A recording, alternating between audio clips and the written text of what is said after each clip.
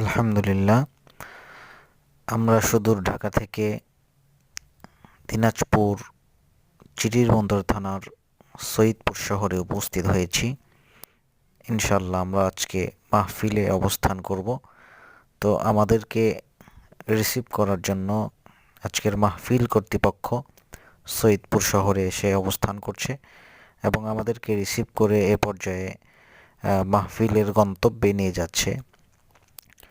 তো আলহামদুলিল্লাহ, যুবকদের আনন্দ, উচ্ছ্বাস, উদ্দীপনা এবং তাদের সব কিছু এত চমৎকার ছিল, আমাদেরকে তাদের উপস্থিতি মুগ্ধ করেছে, তাদের আচরণ মুগ্ধ করেছে।